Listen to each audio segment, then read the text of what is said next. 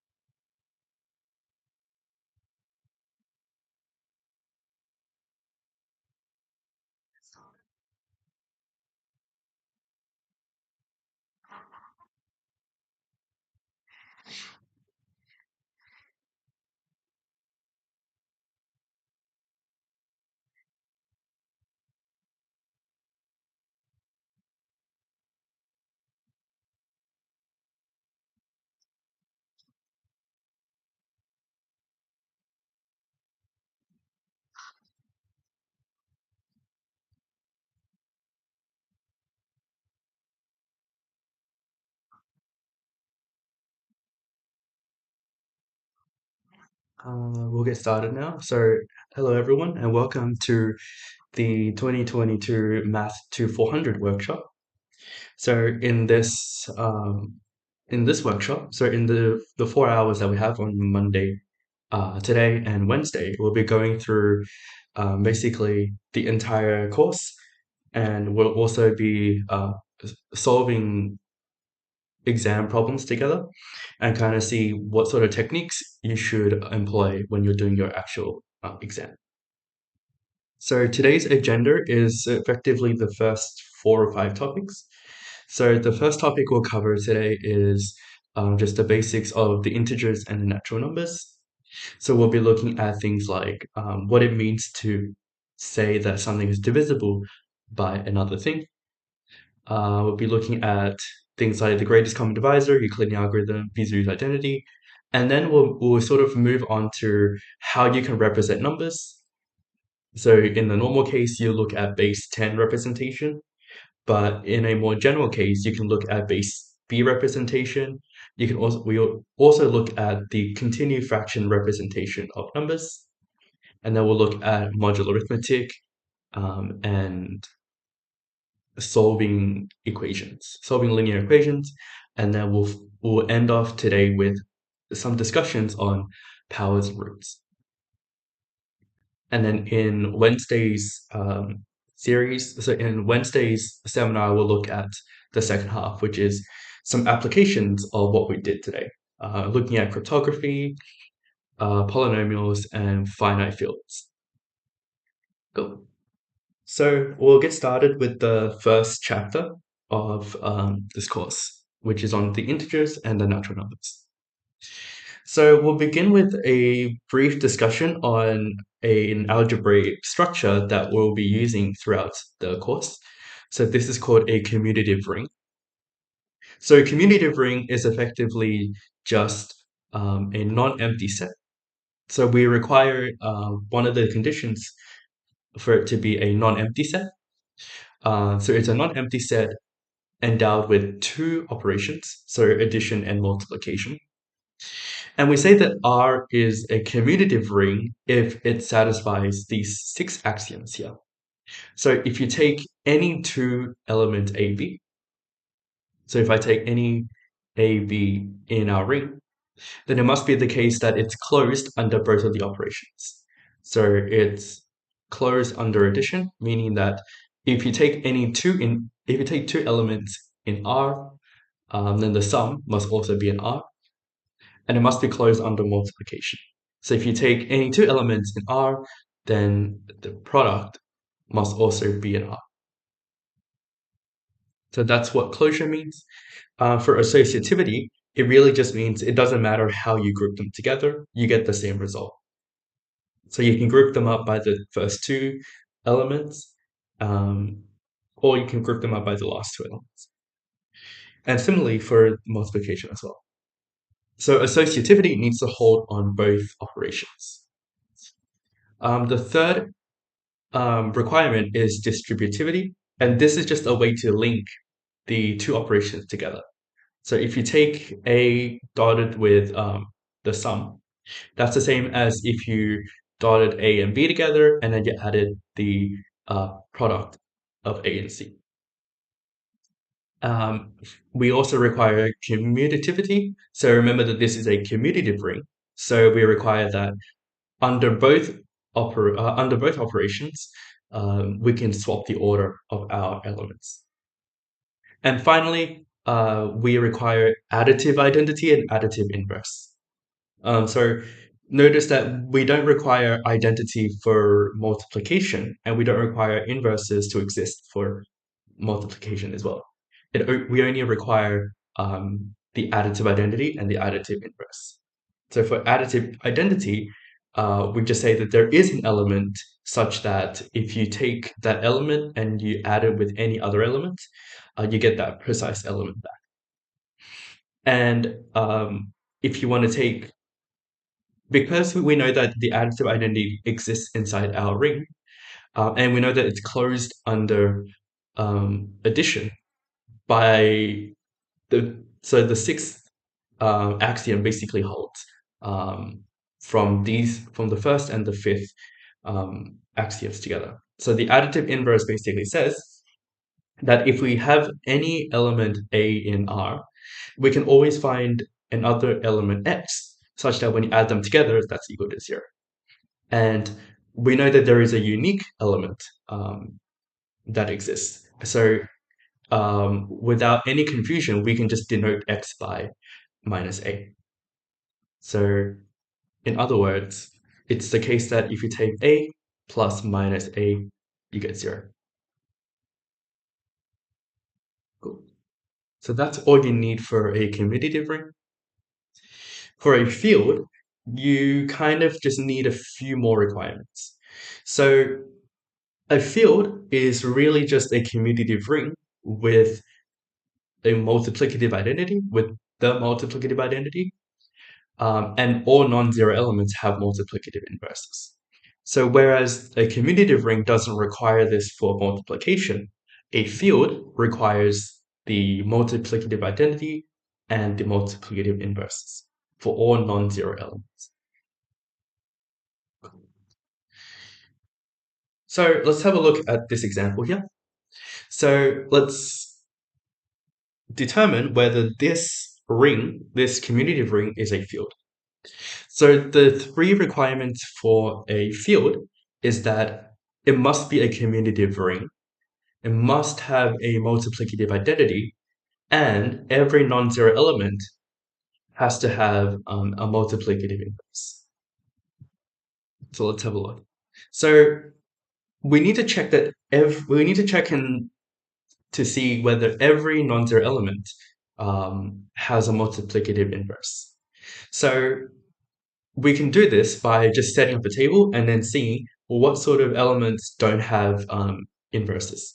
So we can see that if we take 1, then clearly 1 has a multiplicative inverse, right? Because if you take 1 times 1, you get 1. So the case for 1 is okay, that's okay. What about 2? Well, if we do the same thing, we can see that 2 times 8 is 16. And 16 in modulo 15 is just 1. So the case where we have 2 has the multiplicative inverse. But what about 3? So if you basically check it off with every other element, we can see that we have a cycle, 3, 6, 9, 12, 0, and then we go back to the same cycle. So we can see that in no case do you ever get 1 when you multiply them together. So as a result, 3 doesn't have a multiplicative inverse. And that implies that because you know that 3 is not 0, so 3 is not the additive, or is not the 0 element, what that shows you is that Z15 is not a field. Because if it were a field, 3 would have a multiplicative inverse. Okay, we can do this in a very similar fashion. What we can show is that 2 and 4 do not have multiplicative inverses.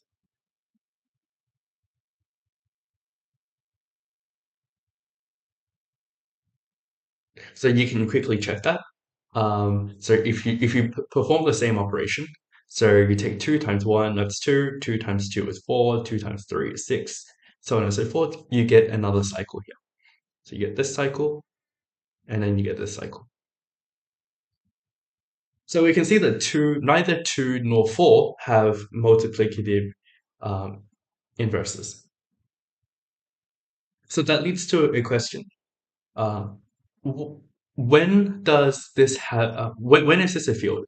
So under what conditions is, um, so when is Cn a field? And here we can see that the note gives us a necessary and sufficient condition for Zp to be a field. So Zp is a field if and only if P is prime. So we can see that 8 is not prime, so it's not a field. 4 is not a prime, so Z4 is not a field. But Z2 is a field because 2 is prime. Right? So this gives us a necessary and sufficient condition to determine precisely when this sort of field, or this sort of commutative ring is a field. And if it's a field, then we have another special condition that we require. So if F is a field, then if you take the multiplicative product of A and B, and that equals to 0, then you know for a fact that one of them must be 0. So we can see that another way to determine if something is a field is if you have a product of two things that's equal to 0, then one of them must precisely be the 0 element. But we can see that neither of them are um, neither of them are the 0 element, and therefore that's another way of showing that this can't be a field. Are there any questions so far? Okay. So these are just some basic warm-up problems from past papers. Okay. So now that we've sort of established these algebraic structures, we can sort of start to talk about something a bit more simpler, something that you would have definitely have seen in the past. So when you were doing divisibility back in high school and primary school, you would have just been like, well, here's a multiplication table, fill it in. We're going to make the notion of divisibility a bit more rigorous in this course. So suppose that you have two integers and assume that one of them is not 0. So without the loss of generality, suppose that a is not 0. We say that a divides b if there exists an integer k such that b equals to k times a. In other words, b is a multiple of a, or a is a factor of b. And to read this, we say that a divides b. So these are just some very simple. This is just a very simple definition that you would have almost definitely have come across, either in university or high school. So when it comes to this operation, we can see that it is reflexive because a certainly divides itself. So a is just 1 times a. It's anti-symmetric. So if a divides b and b divides a, then b is equal to plus or minus a. We will prove this result in a bit. We have the transitive property. So if you take a dividing b, so a divides b, b divides c, then certainly a must divide c. And finally, if a divides b and a divides c, then a divides a linear combination of the two. Right? So these are just some very simple facts about divisibility that you might like to prove. but otherwise it's very easy to state as well. So we will now prove the anti-symmetric property. So we want to prove that if A divides B and B divides A, then A is plus or minus B.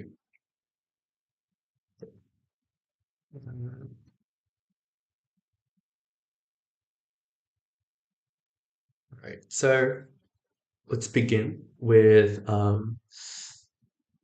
so A divides B, B divides A implies that A is equal to plus or minus B. So how would we do this? Well, let's start off with the definition of A divides B and B divides A. So A divides B implies that there exists some integer k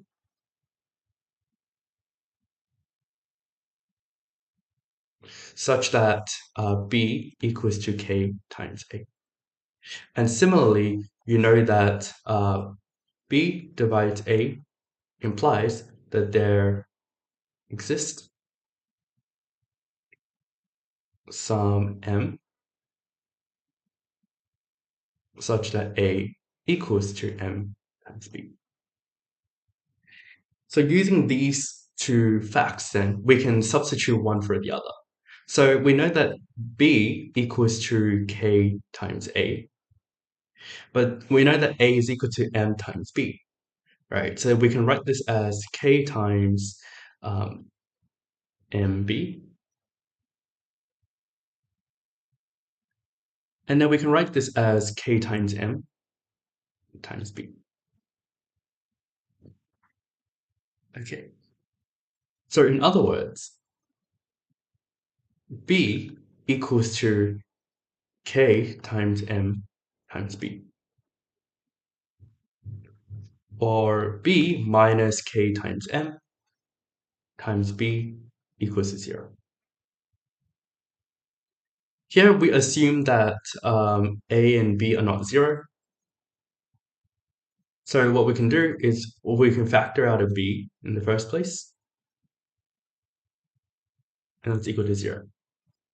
So because it's equal to 0, we know that one of them must be 0.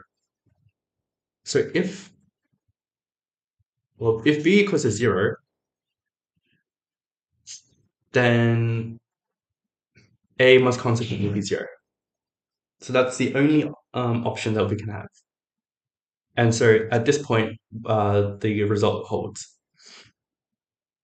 However, if b is not 0, then 1 minus k times m must be 0. In other words, 1 is equal to km. Because you know that k and m are integers, and you can also write this as k equals to 1 on m. So because k is an integer,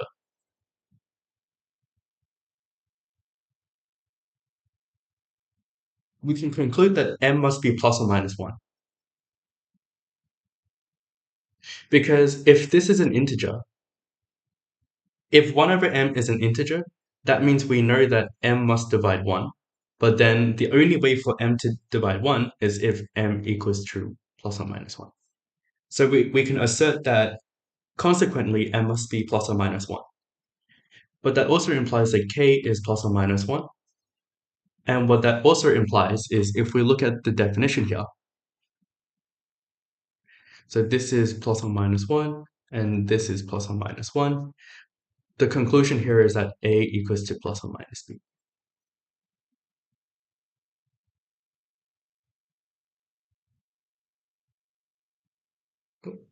Is there any questions with this?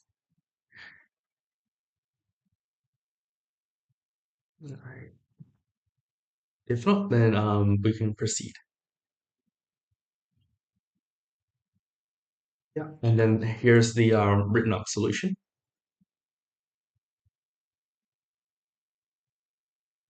Okay. Let's prove another result. So we want to prove that if a divides b and B divides A plus C, then A divides C.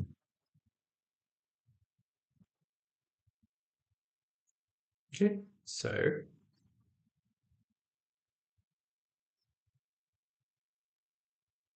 A divides B, B divides A plus C, then A divides C.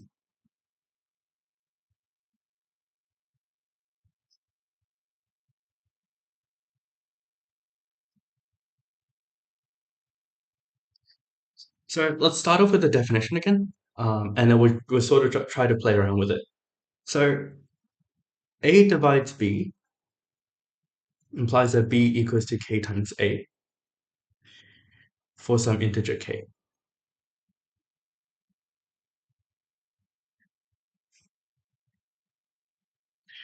And similarly, B divides A plus C implies that A plus C equals to B times M for some integer M.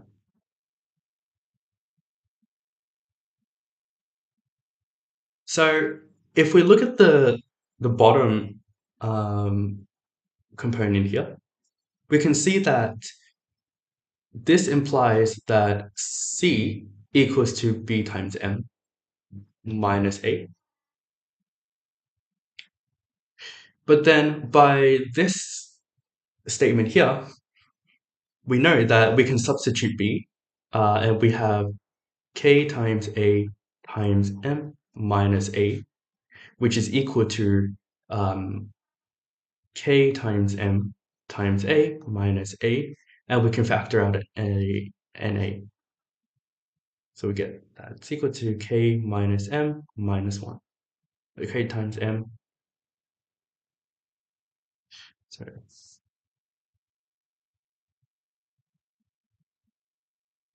K times M minus 1 times A.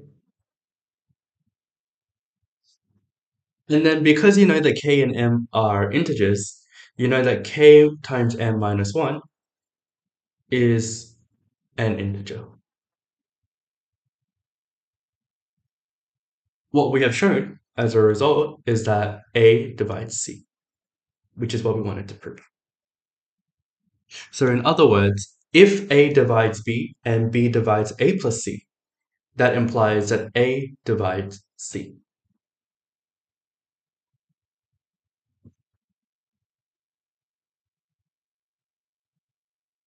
And then here's the written solution. So, right. So now that we've sort of had a look at and felt divisibility and how we can work through some divisibility proofs, we're going to move on to another sort of just as important concept about greatest common divisor. So to intuitively think about what the greatest common divisor basically tells us, what we can do is we can kind of think about the two pillars of greatest common divisor. So on the one hand, we know that a greatest common divisor is a divisor or is a common divisor between A and B.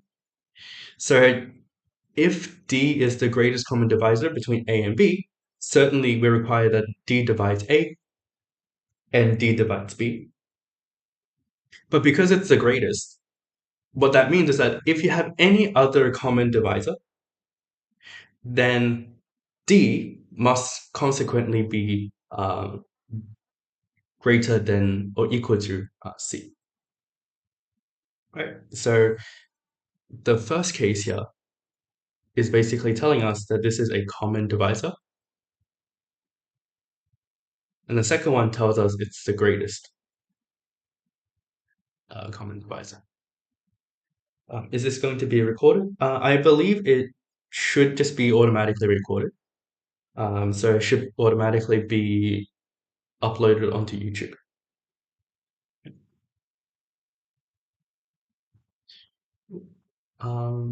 Yep, so for the greatest common divisor, we have two components. We have that it's a common divisor and that it's also the greatest element. That's also a common divisor. Cool. So let's have a look at an example of how we can do something like this.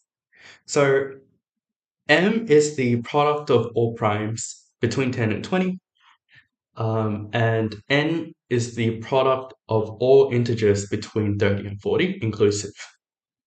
We want to find the greatest common divisor between M and N. So let's let me just start a new section. All right, so we know that M is all primes between 10 and 20, when N is product of all integers between 30 and 40 inclusive.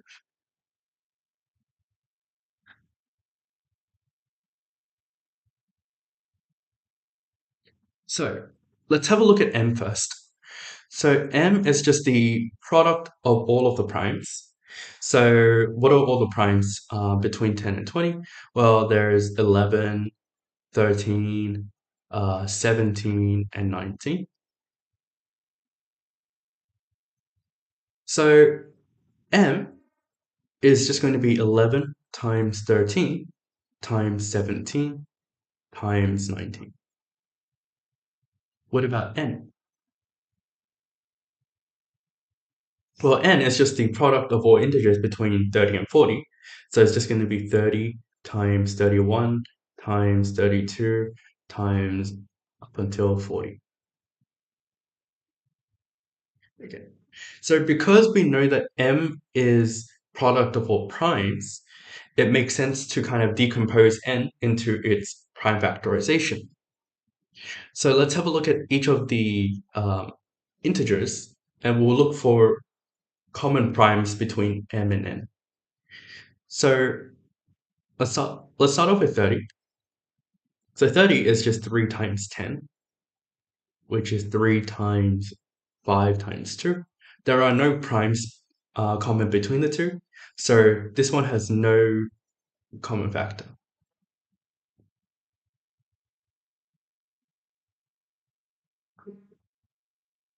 What about 31? Well, 31 is prime, so it has no common factor with M.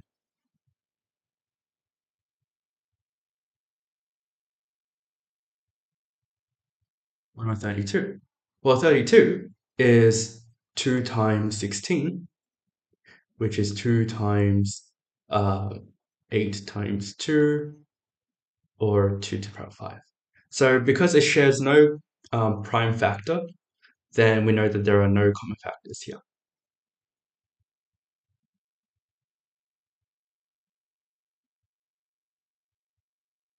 What about 33? Well, 33 is 3 times 11. So we can see that they do share a common factor between M and 33.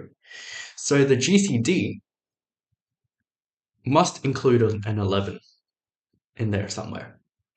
We don't know whether it includes any of the other parts, but we know that it must include an 11 at some point. Okay, let's keep going. So the next one is 34.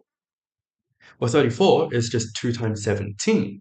And we can see that there is a common factor between 34 and M. So we know the GCD must also include 17.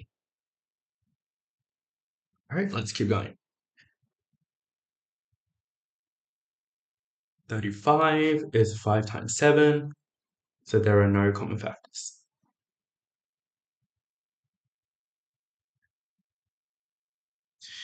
What about 36? Well, that's 6 squared, and then we can decompose it down to even further, but the conclusion here is that there are no common factors.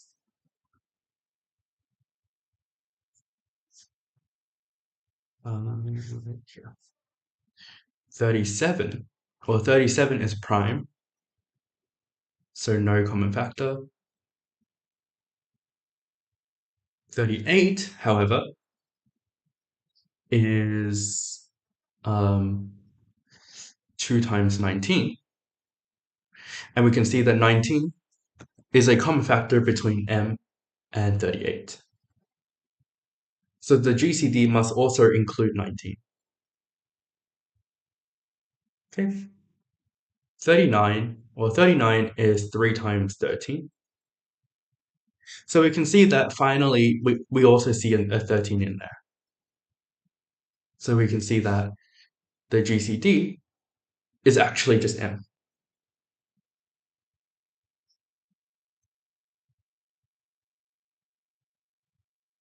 And we're done. So the GCD must be 11 times 17 times 19 times 13, which is equal to m.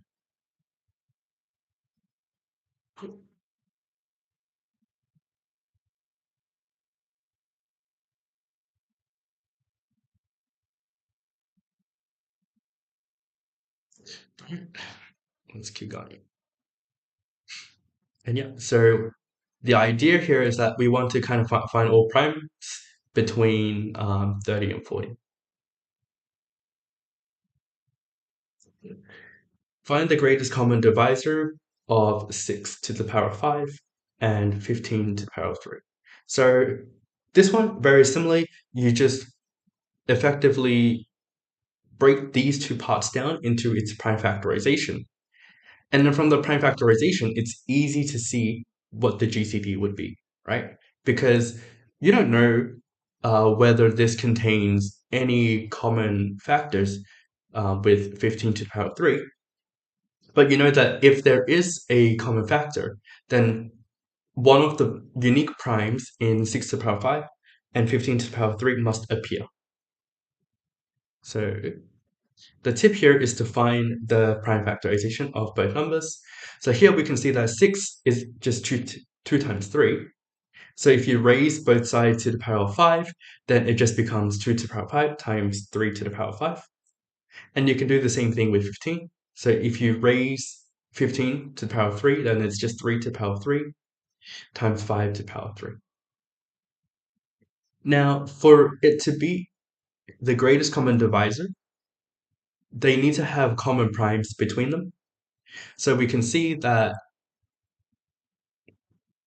these two primes, this prime basically occurs in both of the prime factorization. And we know that we need to take the minimum power because 3 to the power of 5 doesn't occur anywhere in this 15 to the power of 3 factorization. But we know that 3 to the power of 3 appears in this prime factorization, right? Because 3 to the power of 5 is just 3 to the power of 3 times 3 squared. So what we can conclude is that it must be the case where you have common primes between the two factorizations. And also the lowest power corresponds to the power that we consider in the greatest common divisor. So the GCD therefore is just 3 to the power of 3, which is 27.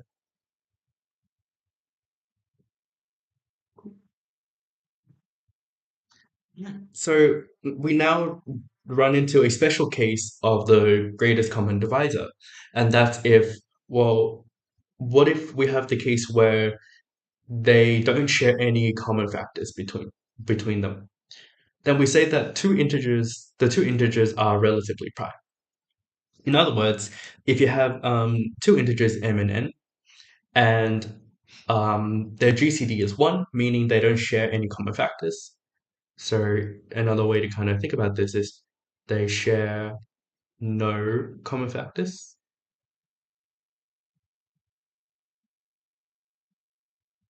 And they are said to be relatively prime. So we're going to basically show this case here. So we need to show that this is relatively prime. So in other words, we want to show that the GCD between the two is 1.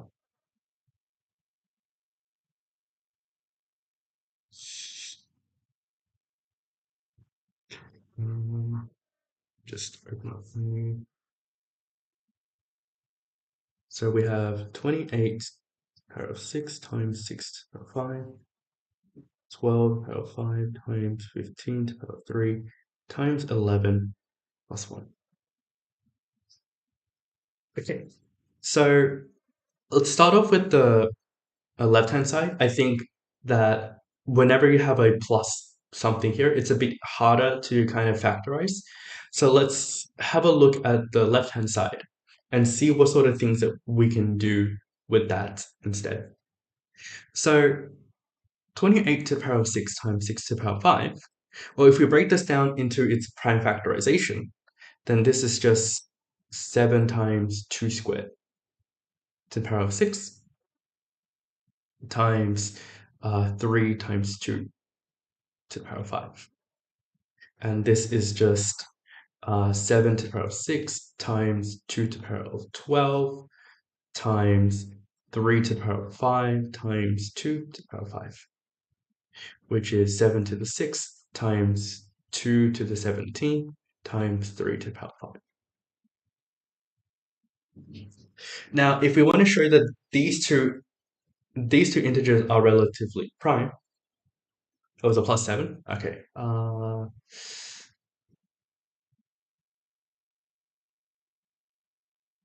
Let me just redraw this. Okay, cool. Thank you.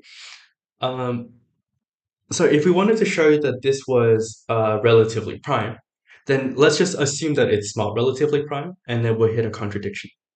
So if they share common factors that's not 1, then we know for a fact that either a 7, a 2, or a 3 must be part of the prime factorization of the right-hand side. And the idea is to show that 2, 3, and 7 can't appear in the prime factorization of the right-hand side. So to see why this is the case now, we're going to basically look at each of these respective primes. So if you have the prime being 2, so if 2 appeared in the prime factorization of this, then we say that 2 must divide 12 to the 5 times 15 to the power of 3 times 11 plus 7. Is it clear to see that this can't be the case?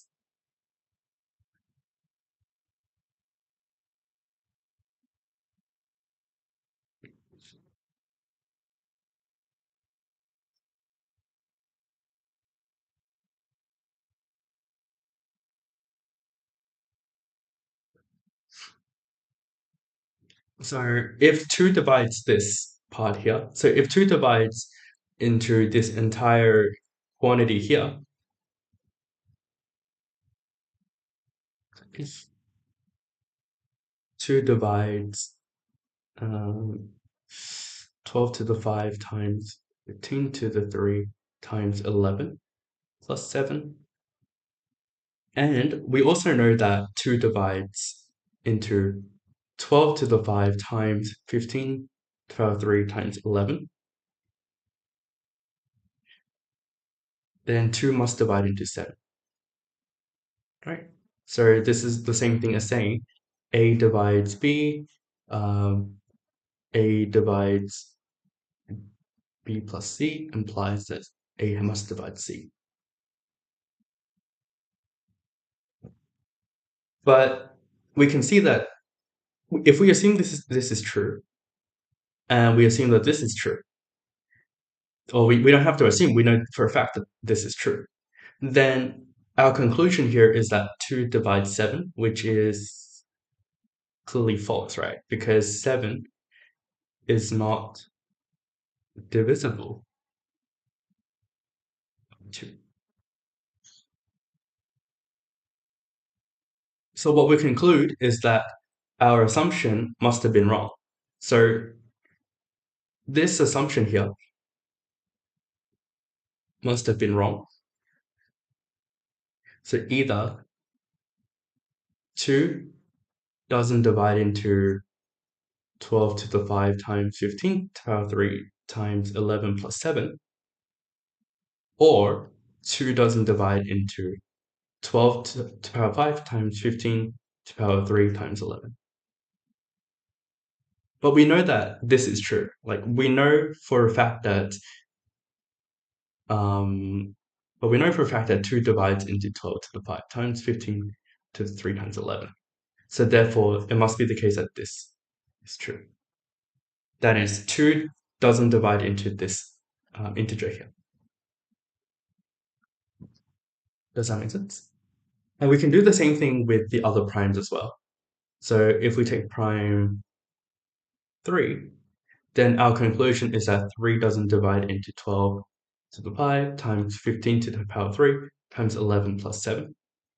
And we know that prime 7 doesn't divide into this component here as well.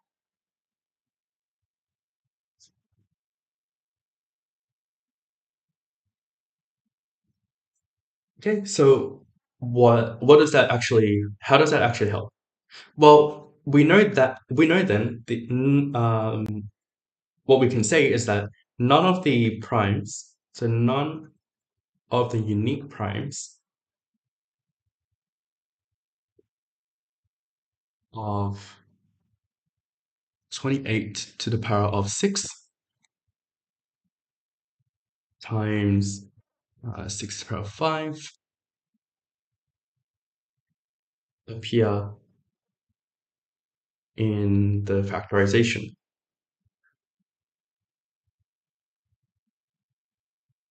of the left-hand side. So 12 to the 5 times 15 to the power of 3 times 11 plus 7. So what that implies is that they can't share any common factors.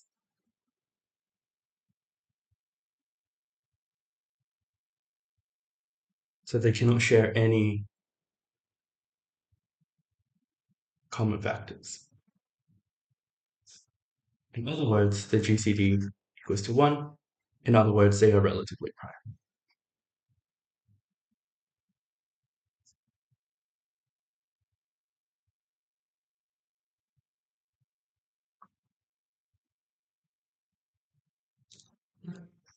And then, so that's basically the strategy for proving these sort of problems. So the setup here is to always convert them into their prime factorization form, and then try to reason about whether there are common primes between them. If there are no common primes between the two, then we know for a fact that they can't share any common factors at all. And that will basically prove that they are relatively prime.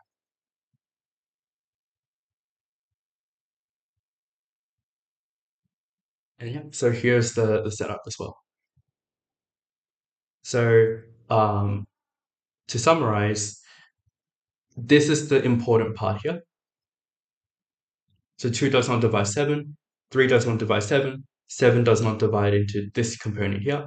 And then we know that because they don't share any common prime factors, then no combination of powers of 2, 3, or 7 can also appear in this number here. And therefore, the greatest common divisor is 1, or they are relatively prime. Cool. And then we can also do a similar thing here. So here you can see that it's plus 1, so we might like to work with this integer here. The trick here is to convert 12 into its prime factorized form, and then reason about these primes. So will these slides be available anywhere? So after the Wednesday, so after the Wednesday seminar, they should be released fairly shortly. So they will be released in a few days' time as well. So it should be in time for your exams as well.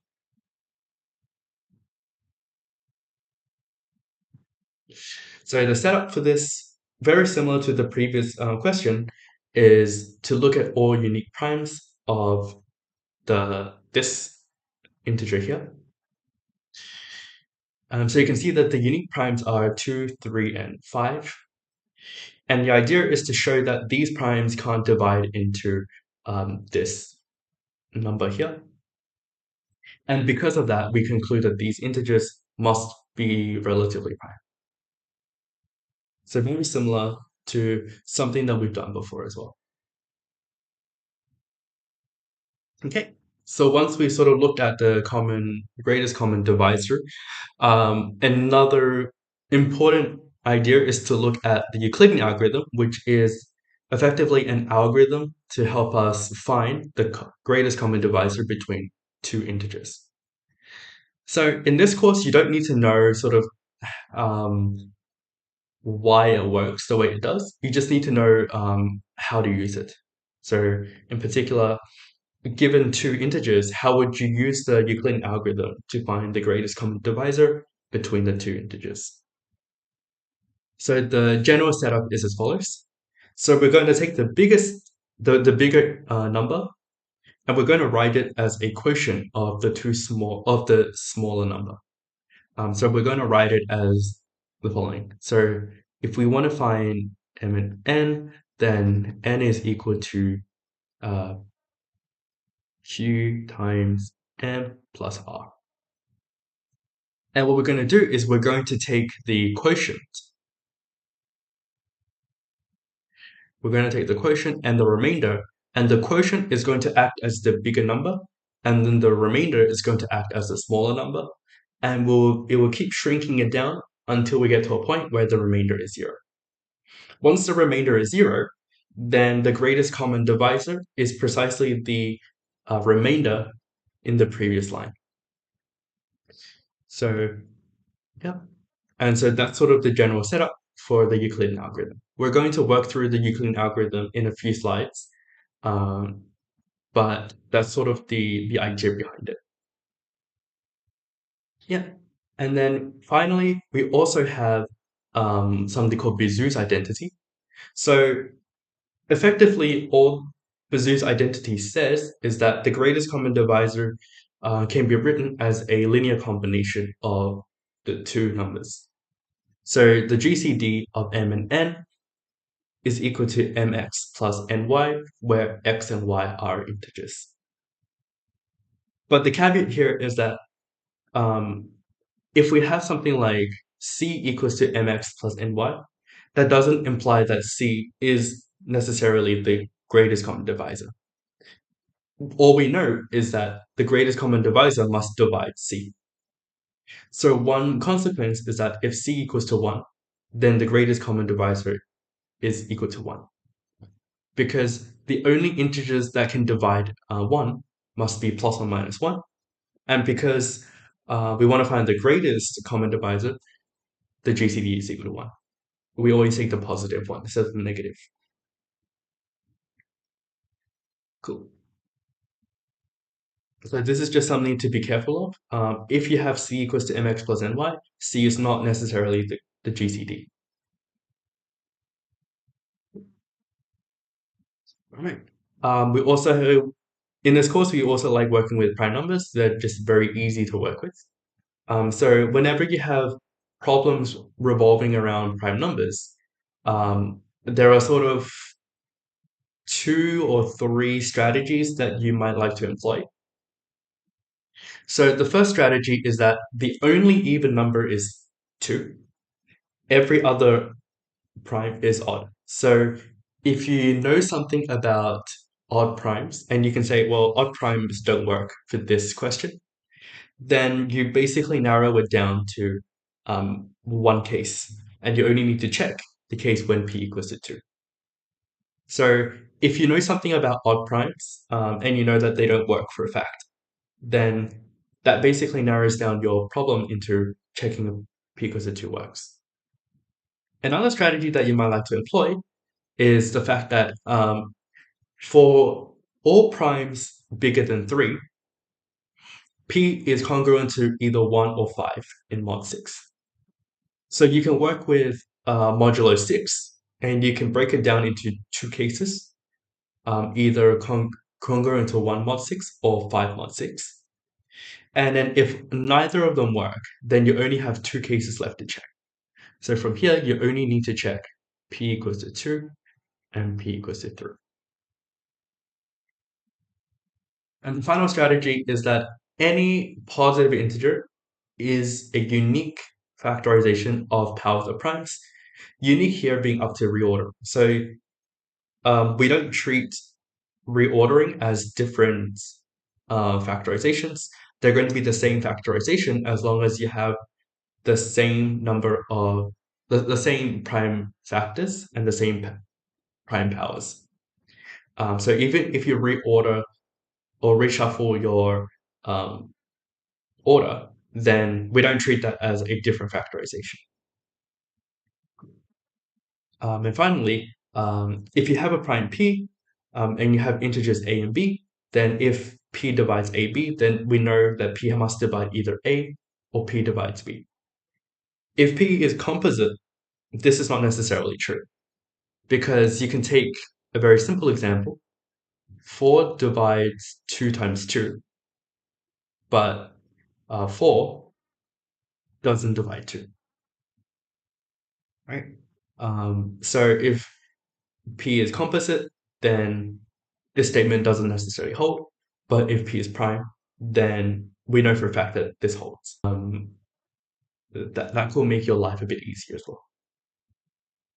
So we'll have a look at an example revolving around prime numbers. So the question here is find all prime numbers p such that p plus 17 is also a prime number.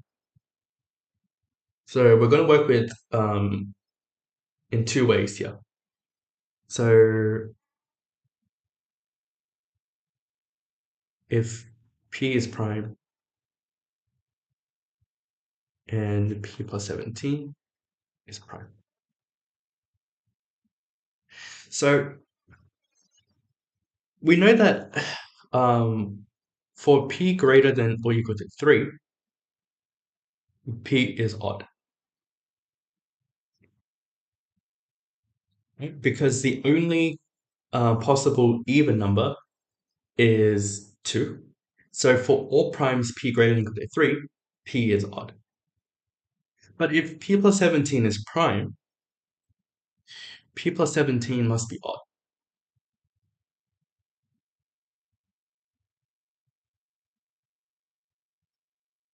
But if p is odd, then adding an odd integer with an odd integer gives us an even integer.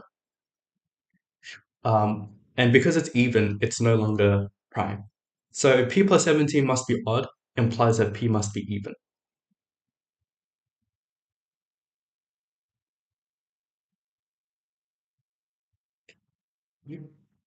And because we know p must be even, all primes p bigger than or equal to 3 does not work, or do not work. So the conclusion here is that we check if p equals to 2 works. And we conclude that p equals to 2 works because p plus 17 equals to 2 plus 17, which is 19, and 19 is prime. So therefore, our conclusion here is that the only solution is p equals to 2.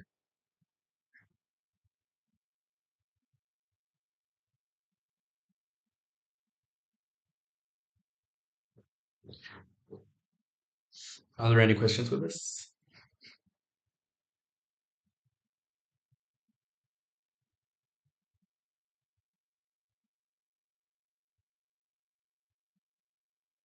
Okay. So that was method 1. There's also a method 2, which basically uses the fact that for all primes p bigger than 3, p is congruent to 1 or 5 mod 6. And then you basically check these two cases and conclude that p equals 2 works. And finally, we just have the fundamental theorem of arithmetic. So every positive integer can be uniquely represented as a product of one or more primes. Remember that uniqueness is up to reordering. And we can also extend this to negative integers as well by adding -1 into the product. So you can see, for example, 36 is 6 squared, which is 2 times 3 squared, which is 2 squared times 3 squared. And then minus 36 can just be minus 1 times 2 squared times 3 squared.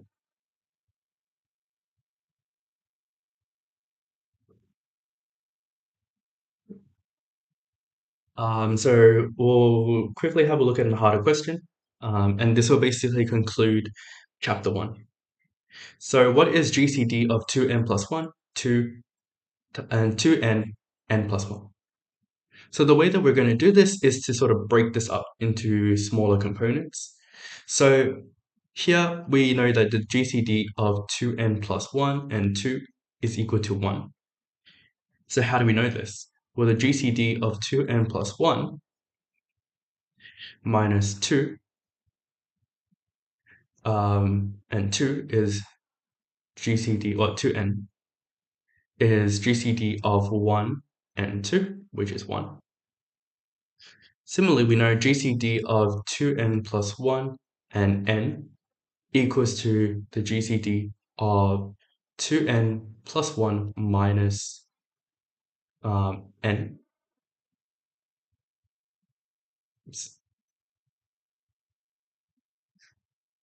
minus n, which is GCD of n plus 1 and n. But we know that these two are consecutive, and for two things to be consecutive, their GCD is 1. And finally, GCD of 2n plus 1 and n plus 1 is GCD of 2n plus 1 minus n plus 1, n plus 1, which is GCD of, so we get n minus plus 1 minus 1, so that's just n plus 1, which is 1. So in each of these cases, each of these products, the GCD is 1. So we conclude that the GCD of 2n plus 1 and 2n n plus 1, well, the 2 here doesn't affect anything because 2 is co-prime to 2n plus 1, so it doesn't affect anything in our GCD, so we can just discard it.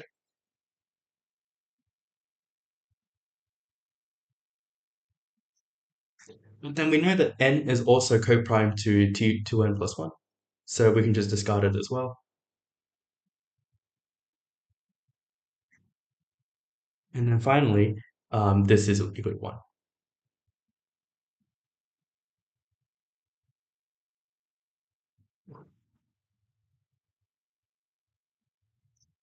Yep. And then here's the proper working out for this.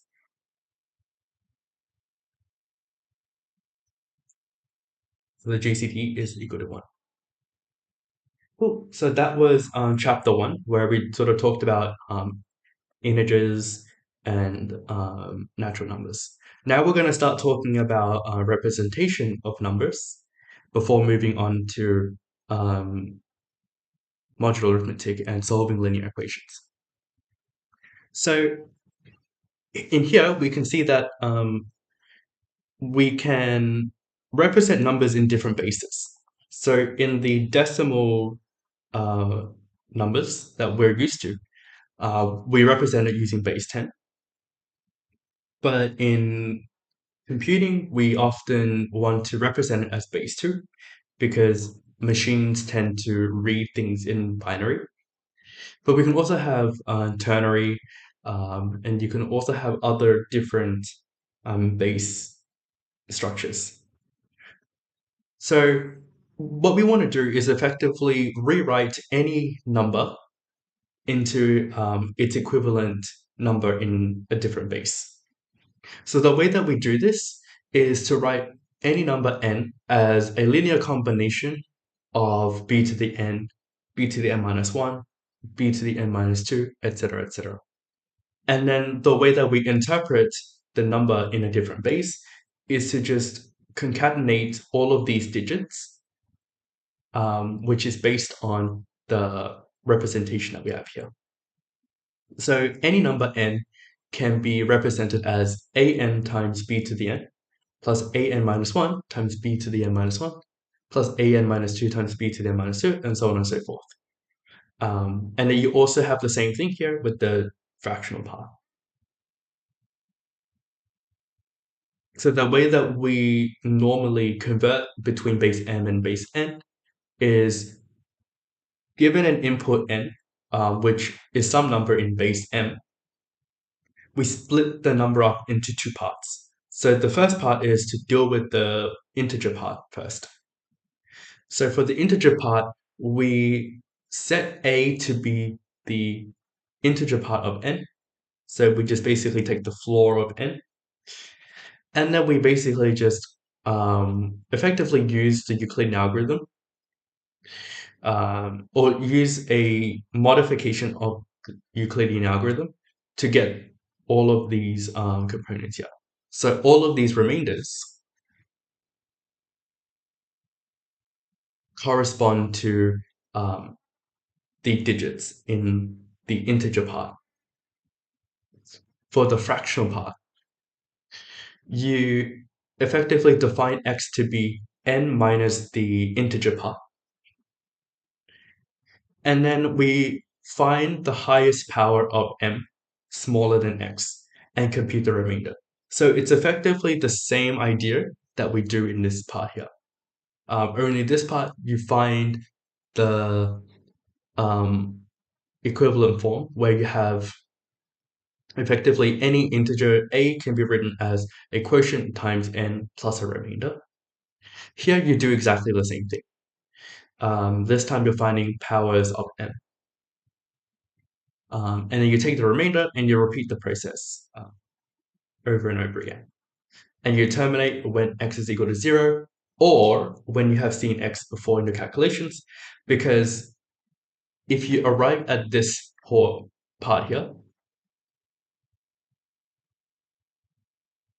so if you arrive at this part here, what you effectively get is something like this, where you have recurring decimals. And you'll realize that if you keep computing this, you'll get 0, 1, 0, 1, 0, 1, 0, 1. And it will never get to a point where x is equal to 0. Or maybe something like, oops, perhaps something like 1, 2 instead. But yeah.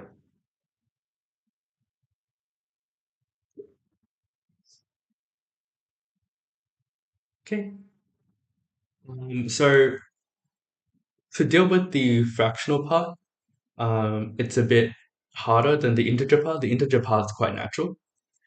So if a divided by b is periodic in base 10, meaning that the decimal expansion that you get has a period, such as 1 over 3 and 2 over 3, then you should expect that the same thing to happen in other bases too. So, for example, if you had 0.3 repeated, this is periodic in base 10. Maybe you should expect something like 0.7125, something like that. But you have the same repetition as you would with base 10. And the idea is that you effectively want to write the remainder as a multiple of your original number, because that will tell you that you've effectively just shifted your number along by a certain number of digits. And this will tell you what the period of your expansion is.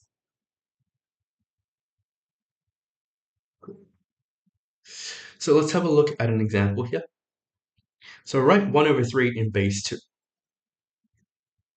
So what we can see here is that 1 over 3 can be written as 1 over 2 squared plus 1 over 12. So the way that we compute this is to start by going as follows. So well, first of all, because we know we're writing in base 2, the denominator must be in terms of powers of 2. So is a half smaller than 1 over 3? Well, no, right? 1 over 2 is bigger than 1 over 3. So we move on to the next power along, so 1 over 2 squared. And you ask yourself, well, is 1 over 2 squared smaller than 1 over 3? And the answer is yes. So you can write it as 1 over 2 squared plus a remainder. And you find the remainder by doing calculation. So 1 over 3 minus 1 over 2 squared is 4 minus 3 divided by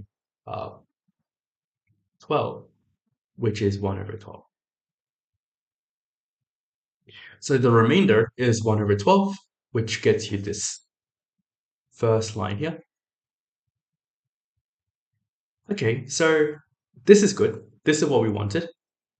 How do we write 1 over 12 in terms of the original number? Or can we go even further? So what we can see is that 1 over 12 is just 1 over 3 times 1 over 4. But this is just 1 over 3 times a half squared. And what that tells you is that you have a period of 2, meaning that your what effectively that means is that 1 over 3 is going to repeat over and over again. So you're going to have something like 0.01 as the beginning. And then because you know that you can write 1 over 12 in terms of 1 over 3, what you're doing is you're shifting your number along by 2 digits. And then at this point here, you basically start again. So you have 1 over 3 here again. And then you write it as 0, 1. And then you start 1 over 3 again here. 0, 1, etc., etc. Right? So all the 1 over 4 is telling you is that your 1 over 3 is going to repeat, but it's going to be shifted 2 digits along each time. It's going to be shifted to the right, meaning that you're going to get the same repetition. In other words, 1 over 3 can be written as 0.01 repeated.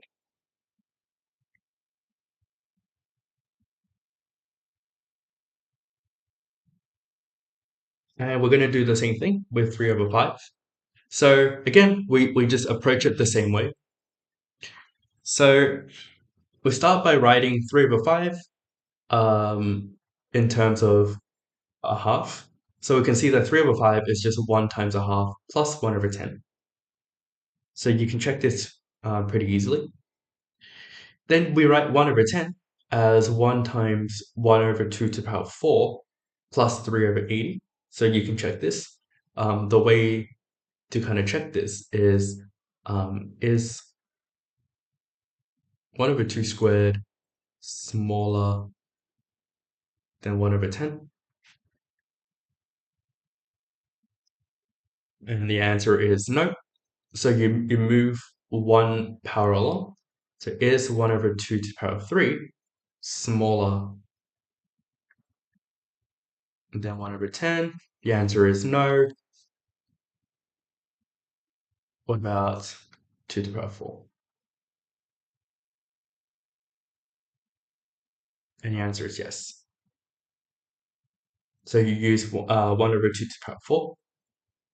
And then we can see that 3 over 80 can be written as 3 over 5 times 1 over 2 to the power 4. And so you get this repetition here.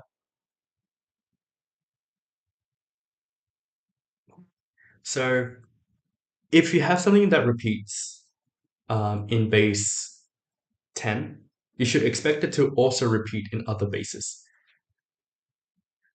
If your number in base 10 doesn't repeat, you shouldn't expect it to repeat in another base. Cool. So let's have a look at one more example.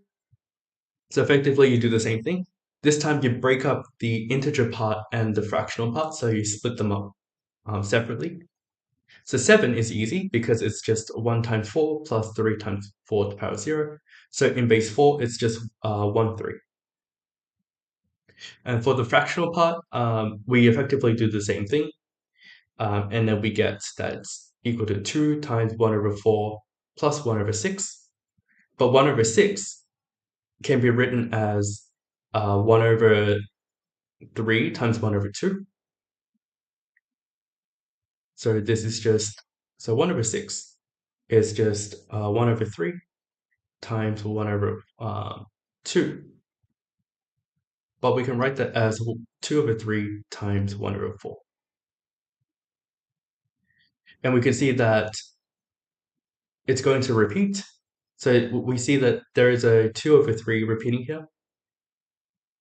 And it's going to repeat by a period of 1. So at that point, we can stop and say that our period is 1 starting from the first power of the expansion. And so 2 over 3 is written as 0.2 repeated in base 4. So if we put everything together, then it's going to be the following. 7 and 2/3 is just 13.2 repeated in base 4.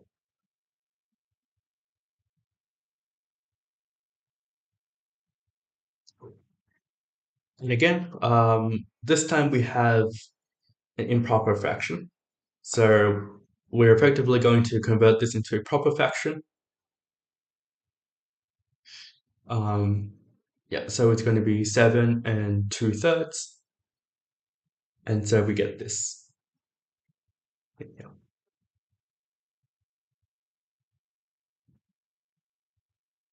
Cool. What about this case here? So 12.021. So I probably won't go through it in too much depth, but the idea is that you split this up into its integer part and fractional part. For the fractional part, what you can do is you can split this into its geometric series. So 0.021 repeated just means you have 0 times 1 over 7 plus 2 times 1 over 7 squared plus 1 times 1 over 7 cubed plus 2 times 1 over 7 to the power 4 plus 1 times 1 over 7 to the power 5. And what you can do is you notice that you effectively get two geometric series. So this is a geometric series, and this is also a geometric series. So you know there is going to be a final solution for this, and you know there's also going to be a final solution for this. So for this case here, what you can see is that you can take out a factor of 2 over 7 squared, and you get this following result here. Similarly, you can take out a factor of 1 over 7 to the power of 3, and you get the same geometric series happening. And so what you can write it as the first term divided by 1 minus the ratio, with the ratio being 1 over 7 squared, plus 1 over 7 to the power 3 times the same thing. And then you simplify everything until you get to 5 over 112. In other words, 12.021 repeated in base 7 is equivalent to 5 over 112 in base 10.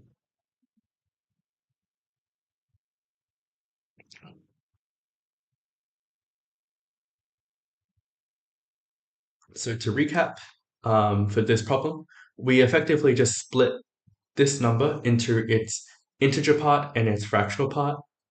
The integer part is just 9, because the way that you write this is 1 times 7 to the power of 1 plus 2 times 7 to the power of 0, which is 7 plus 2, which is 9. And then we also found what the fractional part was, which was 5 over 112. So you add them together and you get the final solution. So 12.021 repeated is 1013 divided by 112. Are there any questions regarding the conversion between rational fractions? If not, then there is a special case that we can sort of also look at, and that's converting to and from base m squared. So in other words, if you know a conversion in base m, you can also easily find an expansion in m squared, and you can do the same thing in reverse. So the general strategy going this way. So if we're going this way from m to m squared, then we want to group the digits in blocks of twos from right to left. So say that we have um, n, an minus 1, a0, a1. What you do is you start grouping them together in this way. And the reason for this is because if we have any leftovers, we can always just add a 0 and nothing would change. It won't change our solution. So we can always construct the correct solution, or we can always construct an equivalent number by using exactly m over 2 blocks of 2's. Right. So we effectively convert each of these blocks of 2's in base m squared. And we do them at a time, and then we effectively just truncate them, or we effectively just concatenate them to get our final solution. And we can do the same thing in the other direction. So if we know that there is a solution, so if we take a digit in m squared, we effectively write it in blocks of 2's, and we concatenate all of them in the same order. So we're basically working in the reverse direction. So instead of going from here's a block of 2, we effectively say, okay, we have an integer, or we have a digit. What we're going to do is we're going to just expand that in blocks of 2's, and then we're going to concatenate them all together. So you can see that this is effectively just the reverse of the m to m squared conversion. So let's have a look at an example. So write 153 in base 3. This is quite easy to do, so I probably won't go through it that much. So all you need to know is that 153 is just this digit, or this number in base 3. Okay, so using that, then we want to write the number in base 9. So effectively, we're going to just do what we suggested before. So what we're going to do is we're going to group each of the digits 2 at a time from right to left. So we start off by grouping effectively these 2 digits together, and then we group these 2 things together, and you can see that a 1 is by itself, right? So we can just add in a 0 at the start, and then we have a group of 2. So we effectively get this number here. And then we basically convert each of these respective numbers, or each of these respective blocks in base 9. So we can see that 0 in base 3 is just 0 in base 9. 2 in base 3 is just 8 in base 9. So the way that you do this is, well, 2 in base 3 is 2 times 3 plus 2, which is 6 plus 2, which is just 8. So this is equivalent to 8 in base 9. And finally, 0, 1 in base 9, base 3, sorry, is just 1 in base 9. So then when we group them all together, we get 1, 8, 0. In other words, 153 is equivalent to 12200 in base 3, which is equivalent to 180 in base 9.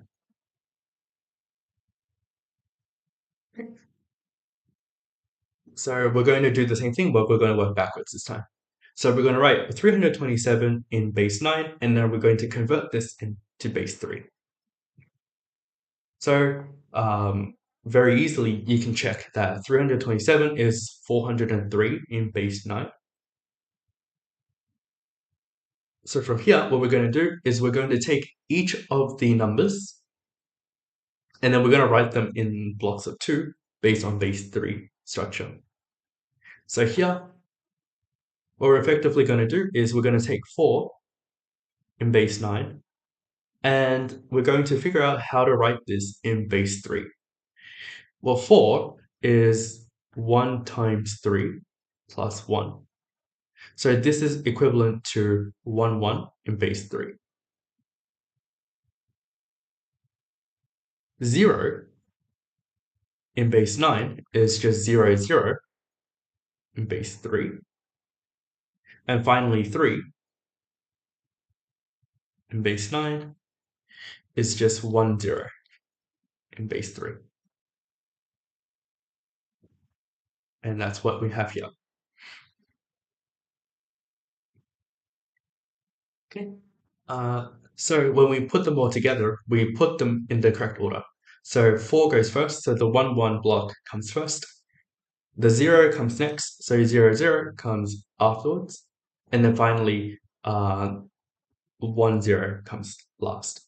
So putting them all together, we have 1, 1, 0, 0, 1, 0 in base 3.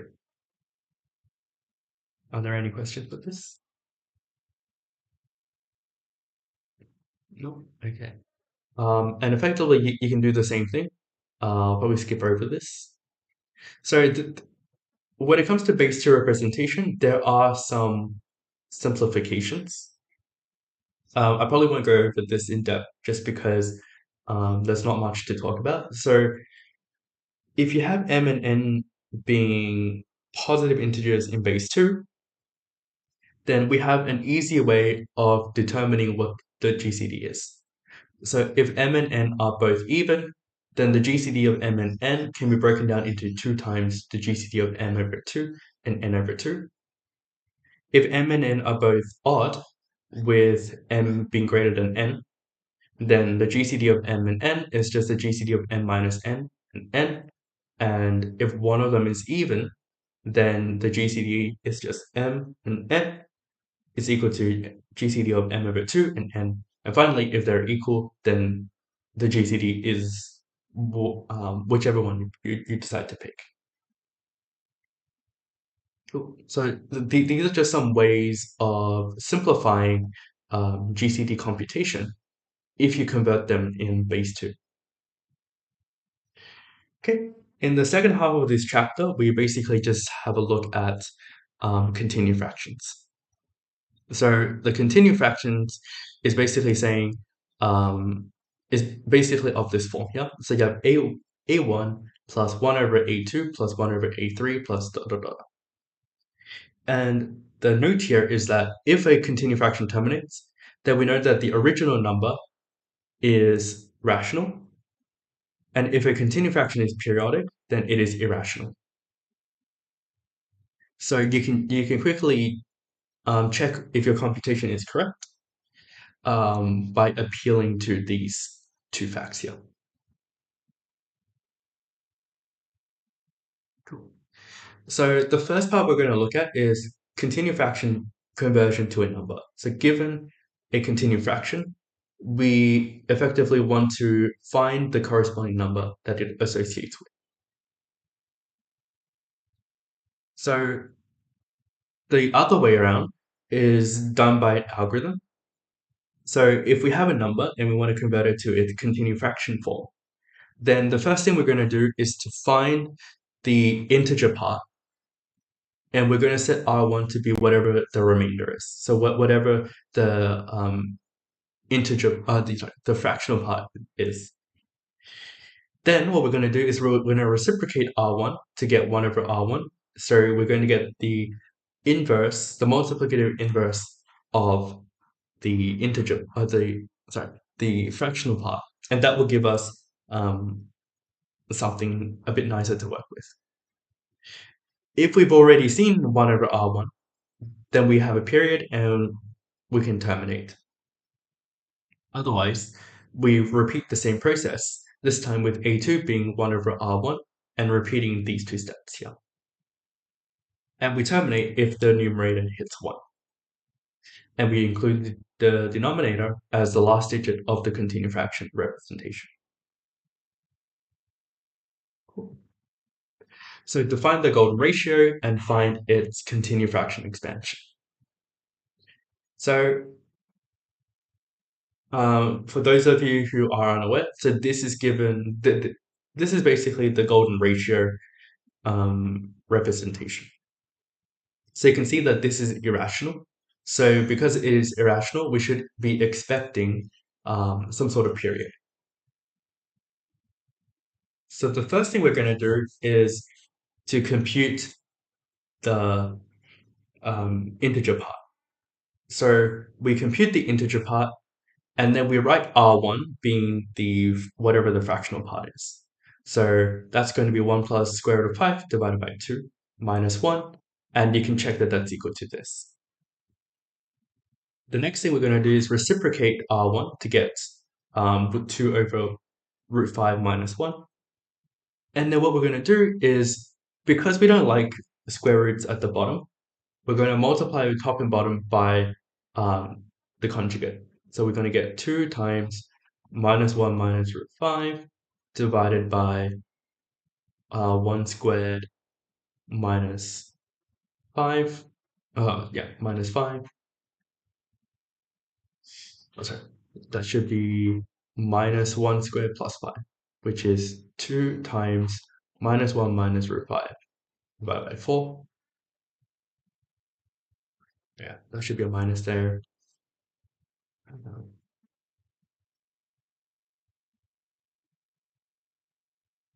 That should be a plus. Yeah.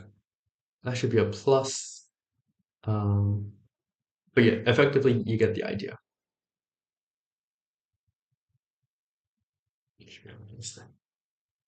Yeah, and then we effectively get the same answer here. So we get 1 plus root 5 divided by 2. So we've already seen this when we computed our continued fraction. So we know that it's going to terminate with a period of 1. And so we effectively get this result here.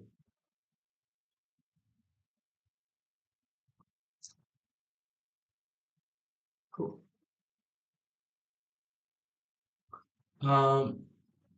We're basically going to do the same thing, but we're going to go backwards this time. So instead of computing the actual continued fraction, what we're going to do is we're going to compute the number given the continued fraction. So for the first part, we're going to work forwards. So we're going to do the same thing. So let a1 be equal to the integer part. We're going to write r1 as the difference between the original number and its integer part to get the fractional part. Reciprocate the fractional part, and then we'll repeat these steps until we get to a point where either the numerator is 1 or we get a repeat. So here we can see that it's a rational number, so we should not be expecting any repeats. And you can see that if you just continue down this path, eventually you get to a point where you get the numerator being 1. And because you know that the numerator is 1, we terminate our algorithm with a5 equal to 6, and we include a5 in our computation. So the continued fraction representation is 41126.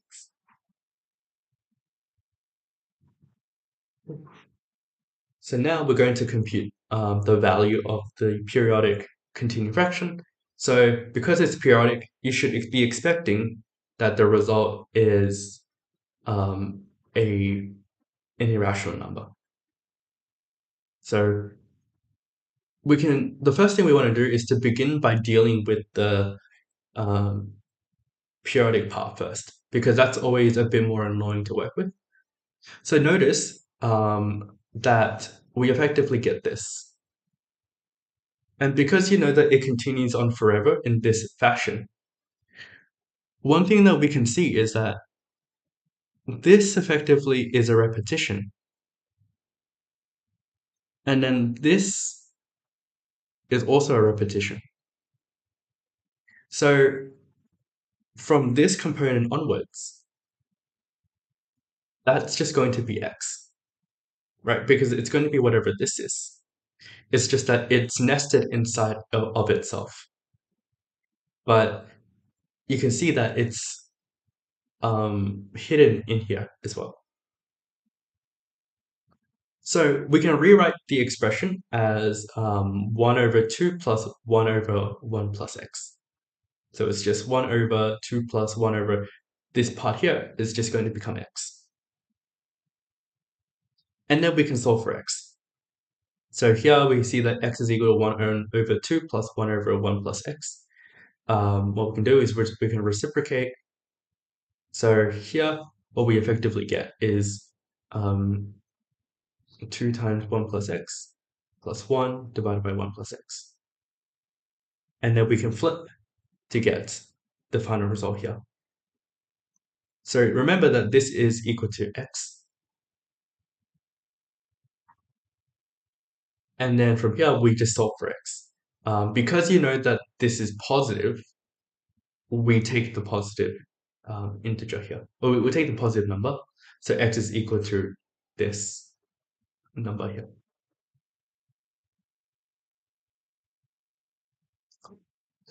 So we found what this was. We can now compute the rest of the computation. So we set L equal to whatever this is, and then we basically solve. So we found what x was. That's minus 1 plus root 3 on 2. We substitute everything until we get to a final solution. And the final solution is 3 minus root 3 divided by 3. And that's the best that you can simplify it.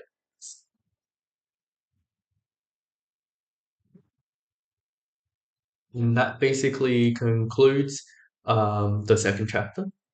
So we're going to move through modular arithmetic, solving linear equations, and primitive roots in the last half an hour. So this is quite a short chapter, so the idea is pretty simple. So remember that if A is equal to nq plus r, then we can write r as in terms of its congruent class in mod n. So we write r congruent to A mod n, where A, N, Q, and R, A, N, Q are integers, and R belongs between 0 and N. So this also is the same thing as saying A is congruent to R mod N. Cool. Some properties of the congruence relation is that if you have that A is congruent to B mod N, and C is congruent to D mod N, then A plus C is congruent to B plus D in mod N. The product also is maintained, and then power is also maintained. So AC is congruent to BD, A to the power of M is congruent to B to the power of M. So some pretty simple properties of the congruence relation. Another important property is the fact that we have inverses in Zn. So if you have any two integers in Z, or you have any two integers, then we say that A is the inverse of B in modulo n if the product is congruent to 1 mod n. So another way of looking at this is that A and B are inverses of each other if the product is congruent to 1 mod n. And we know that for inverses, these are unique inverses.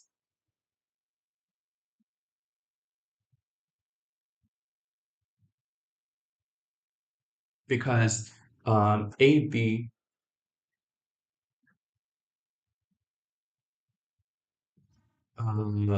sorry, these are not unique. These are not necessarily unique unless you have a field.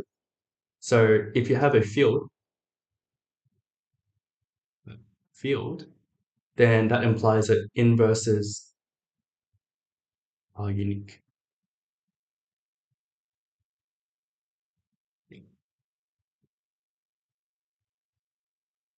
Otherwise, they're not necessarily unique. Cool. And for the existence of an inverse, it is enough to suggest that A has an inverse in modular n if and only if the GCD of A and n is equal to 1. And this basically proves why n is required to be prime for you to have a field. Otherwise, there will be some element, say A, where A and n are not relatively prime. For divisibility, so these are effectively just some strategies that you can employ to test whether a number is divisible by another number. I won't really go through this because it's something that you can kind of just look at in your exams. Show that the sum of 3 consecutive cubes is a multiple of 9. So the way that we do this is as follows. So we will perform an inductive proof on this. And the induction will prove the case when n is greater than or equal to 1.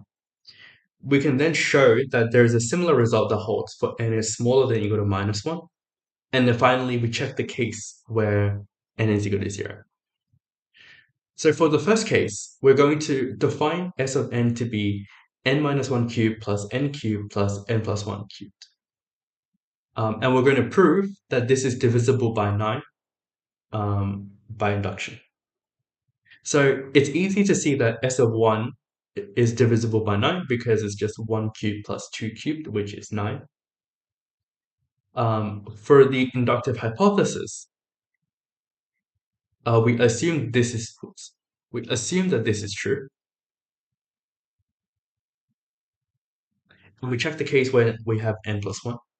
So for S of n plus 1, notice that we have n cubed plus n plus 1 cubed plus n plus 2 cubed, just by substituting n plus 1 into here.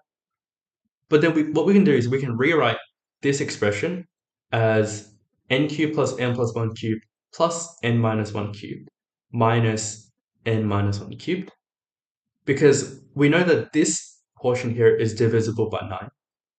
And expanding out the rest will give you something that's divisible by 9, right? Because what you can notice is that n cubed and minus n cubed cancel. 6n squared and 3n squared give 9n squared. 12n minus 3 give 9n. 8 and 1 give you 9. And then you have plus 9p. So everything here is divisible by 9, and therefore S of n plus 1 is divisible by 9 as well. And this will prove the induction. Right, so that was the induction proof for the case where n is greater than or equal to 1. For the case where n is smaller than or equal to -1, we can just set T of n to be S of minus n. And notice that when we do all of these computations, we get that T of n is precisely minus S of n. And therefore, if T of n is divisible by 9, then S of n is divisible by 9, and the reverse also holds. And this will prove the case for n is smaller than or equal to -1, because we've proven this result here. So we've already shown this result. Therefore, the case where T of n is divisible by 9 also holds. And finally, the case when n is equal to 0 is easy to check. And this will prove that for any n that you give, it must be the case that this is divisible by 9. Okay, so that was sort of just a very brief chapter on sort of just some introductory content on modular arithmetic, we're going to use a lot of that information now to then solve linear equations and solve simultaneous linear equations as well. So when we're doing linear equations, one question that we might often want to ask is, um, first of all, are there any solutions to the congruence AX is congruent to B mod n? If so, what are the integer solutions? So to answer this question here, to answer the question of whether there are any solutions to begin with, we appeal to the following result. So suppose that n is a positive integer, and we know that d is the GCD of a and n. This equation ax is congruent to b mod n has a solution if and only if d divides b. So in other words, d divides b implies there are solutions. And if there are solutions, then that implies that d divides b. And moreover, if d divides a, d divides b, and d divides n, then it has d solutions. So the number of solutions is precisely going to be the GCD of a and n.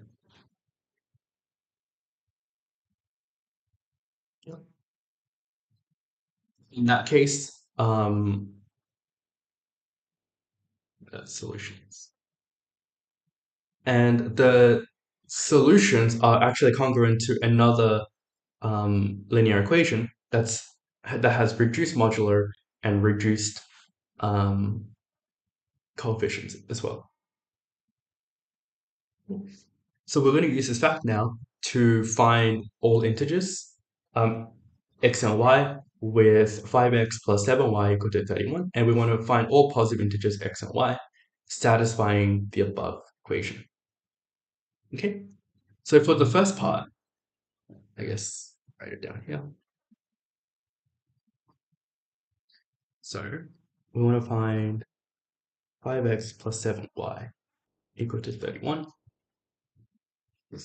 So the first thing we can see that, right, is that this is equivalent to saying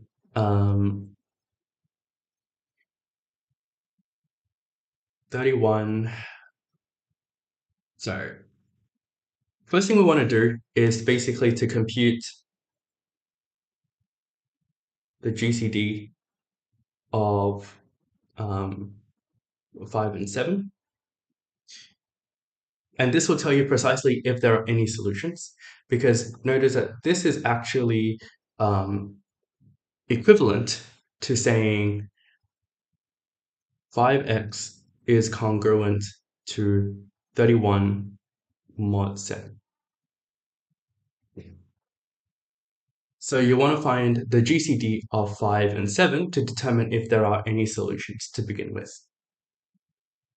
So to do this, we appeal to the Euclidean algorithm.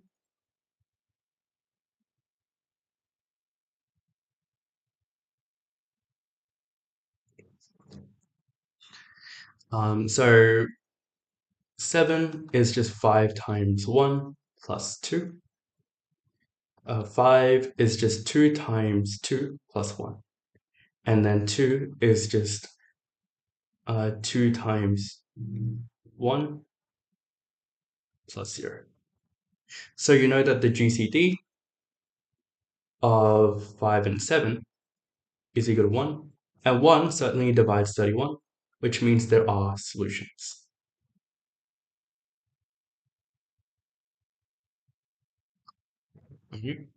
So if there are solutions, what are the solutions? So the first thing we want to do is to reverse Euclidean algorithm.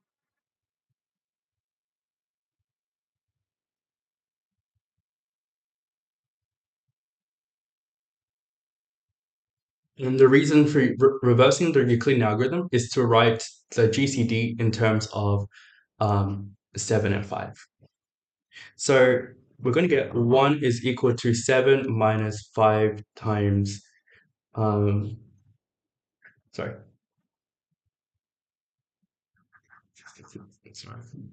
So the way that we're going to do this is to write it as 5 minus 2 times 2. All right, so we're using this, this statement here. And then what we want to do is we want to replace the remainder, the remainder with 7 minus 5. So this is going to become 5 minus 2 times 7 minus 5 times 1.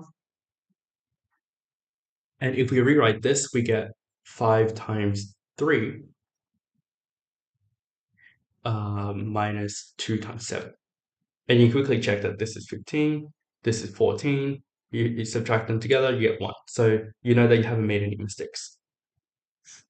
In other words, 1 is equal to 5 times 3 minus 7 times 2. In other words, 31 is 5 times 3 times 31 minus 7 times 2 times 31, which is equal to 5 times 93 minus 7 times 62.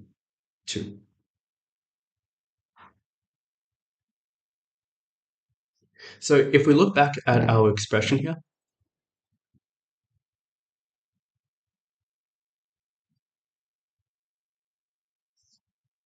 we said that 5x is congruent to 31 mod 7. In other words, the x corresponds to 93 because it's the corresponding element here. So 93 mod 7. Or, so if we reduce this down, I believe you get something like 2 mod 7. But you get 91 divided by 7, which is 1, 7, it's 21, 13. Yeah. So you should get 2 mod 7, meaning that x can be written as 2 plus 7 t. And then you can find the corresponding value of y because you notice that it's just 5x plus 7y equal to 31. So 5 times 2 plus 7t plus 7y equals to 31. But this is equivalent to saying 10 plus 35t plus 7y equals to 31. In other words, 35t plus 7y equals to 21. You can divide everything by 7, so you get that y plus 5t equals to 3. In other words, y is 3 minus 5t. So, in other words, the solutions occur when, for any t in the integers, x is equal to 2 plus 7t, y is equal to 3 minus 5t. And this will give you a set of solutions. The second part of the question is to determine which of them lie in the first quadrant, meaning x is greater than or equal to 0, y is greater than or equal to 0. So how many of them are positive? So if we require both of them to be positive, we can find a restriction on what t is, because the value of t effectively determines what our solutions are. So if we want x to be greater than or equal to 0, what that implies is that 2 plus 7t must be greater than or equal to 0. In other words, 7t must be greater than or equal to minus 2, or t is greater than or equal to minus 2 on 7. In other words, t must be greater than or equal to 0. That's our first condition. For the case where y is bigger than 0, we require 3 minus 5t to be greater than or equal to 0. In other words, 5t must be less than or equal to 3. In other words, t must be less than or equal to 3 and 5. But that also implies that t must also be less than or equal to 0. So putting these two facts together, if we put these two facts together, we get that t must lie between 0 and 0. In other words, t must be uniquely 0. And if t is uniquely 0, the only solution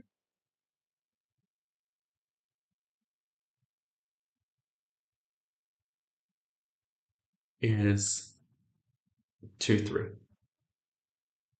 And 2, 3 will be the only solution that is positive.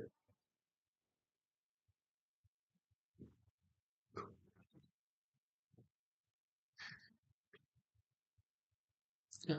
And then basically this is just the formalization of what we did. And you can see that the only positive xy that satisfies the equation is 2, 3.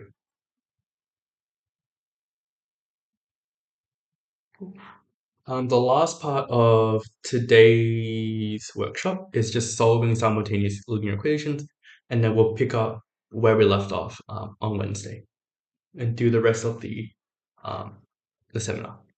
So in the case where you have multiple linear equations, it's a little bit harder if we wanted to solve it in the way that we normally do using a single linear equation.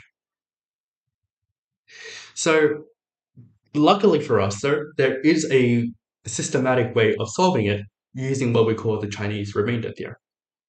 And the Chinese remainder theorem does it in a way where you effectively find the solution in a new modular field or in a new modular arena. So instead of looking at solutions to the equation in modulo n1, n2, and k, you're looking at the solutions in modulo capital N, which is just the product of all of these ni values. So the Chinese remainder theorem basically says, given all of these modulars, provided they're all co-prime, so none of them share any common factor with each other, there is a unique solution in the new modular to the simultaneous equation. And the question that we want to ask is, well, how do we find this unique solution? So there is an algorithm which actually proves the theorem. So the algorithm itself is actually the proof of the theorem. So throughout the algorithm, we're going to assume that the Chinese remainder theorem holds, meaning that we require that the GCD of Ni and Nj to be equal to 1 for each distinct I and j. So the first thing we're going to do is to actually construct n capital N, and that's just the product of all of the smaller modulos. And then for each I between 1 and k, we want to define a new value called mi, and that's just equal to n divided by ni. So in other words, it's just the product of all the modulos except for the ni. So it's just going to be n1, n2, n3, up to ni minus 1, ni plus 1, up to nk. So we're including all of the modulos except for ni. And then we're going to define yi to be the solution to the congruency equation here, right? So it's just going to be the multiplicative inverse of mi inside your modular field. And then finally, the solution is just going to be the sum of all of these ai, mi, and yi terms in the new modulo n. And this will basically give you a unique solution. Well, a unique set of solutions. So we'll have a look at an example to kind of see how this works.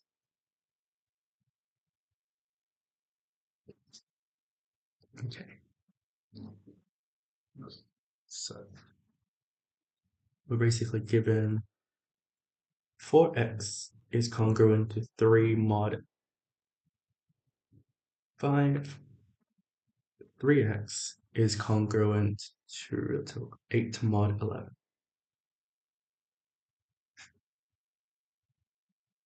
Okay, so the first thing we can see is that the GCD of 5 and 11 equals to 1. So the Chinese remainder theorem holds.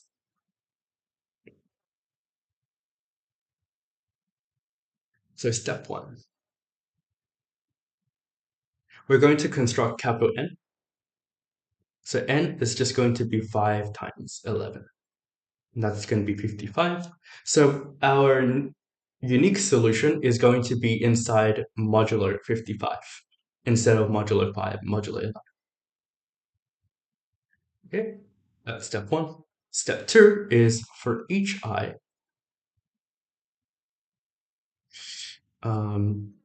define mi to be n divided by ni.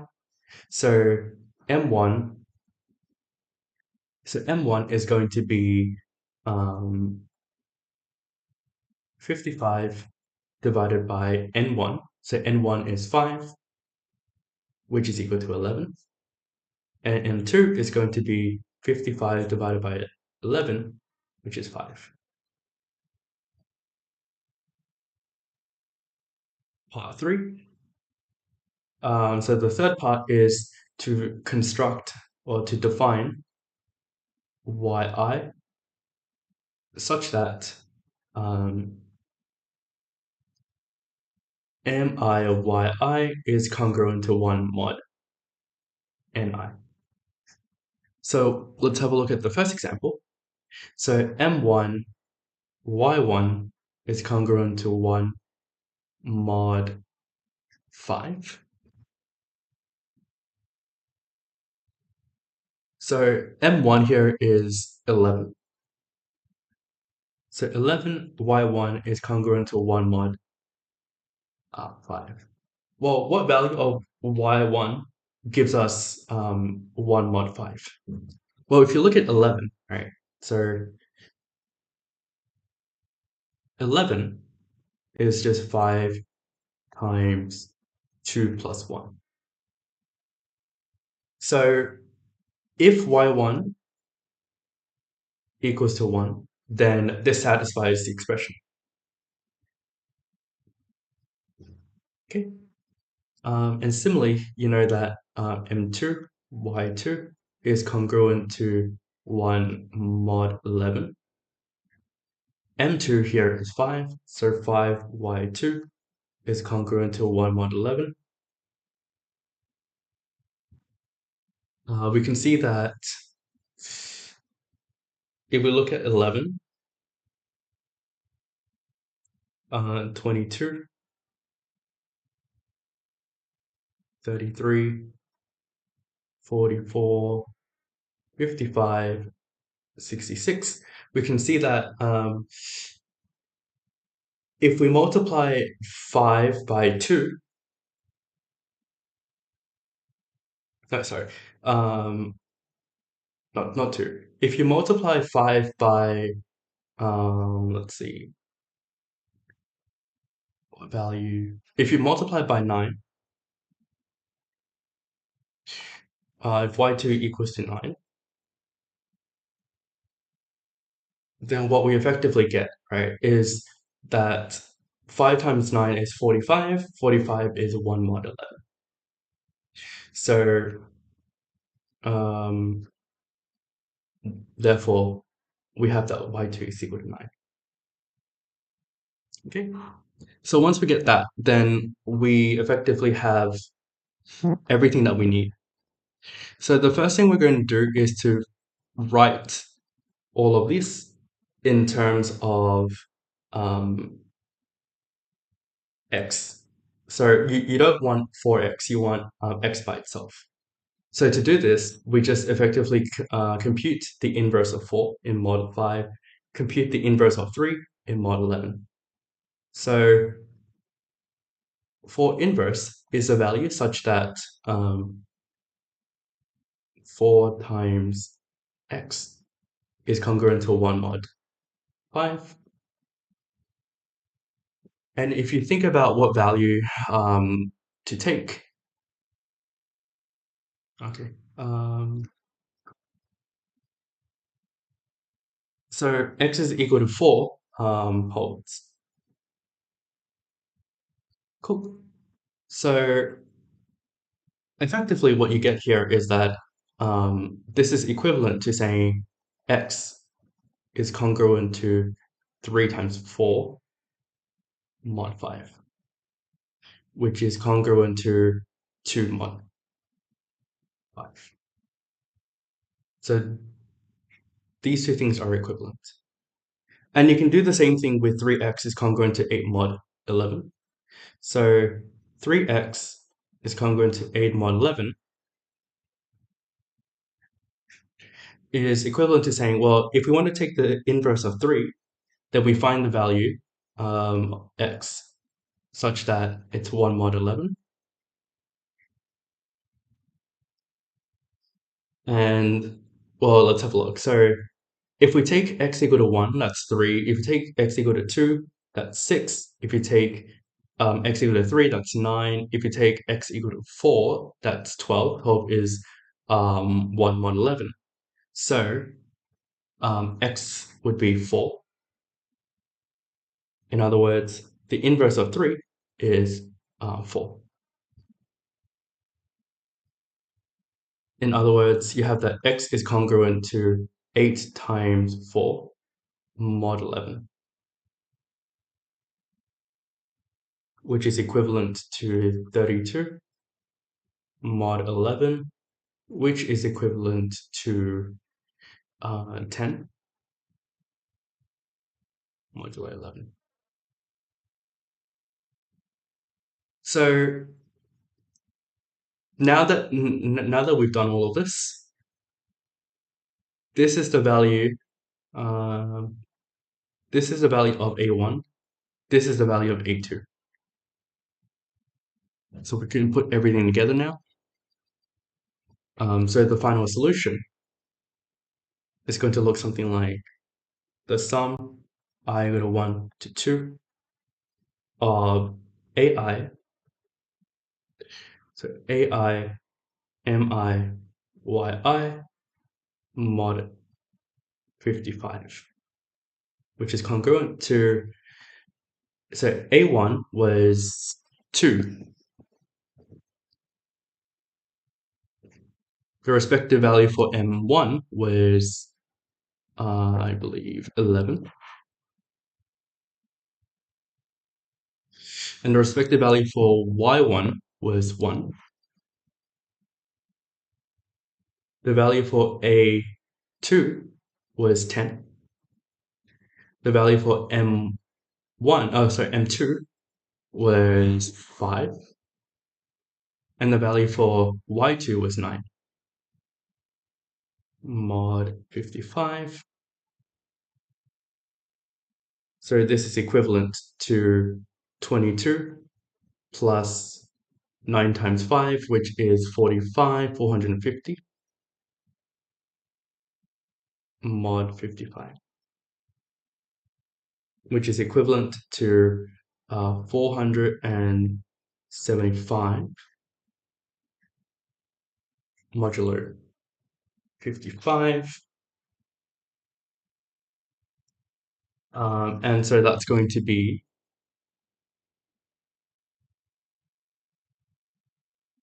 equivalent to 35. Let's have a look.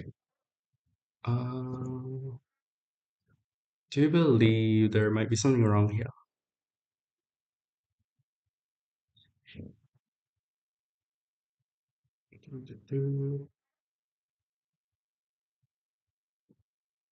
Let's have a look.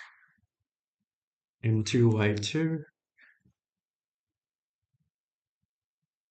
9.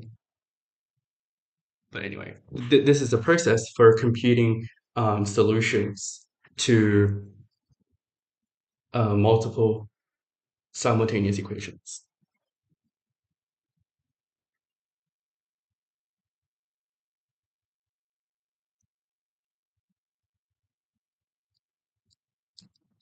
Cool. Yeah.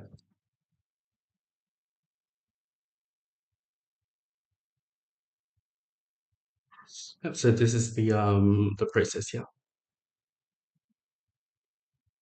Um,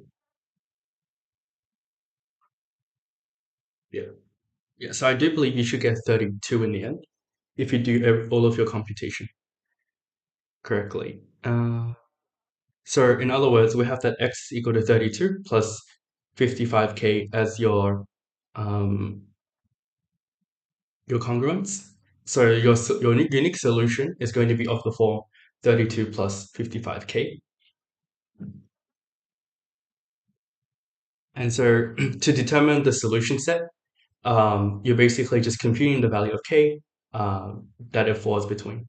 So in other words, the solution that's between 50 and 150 is just this.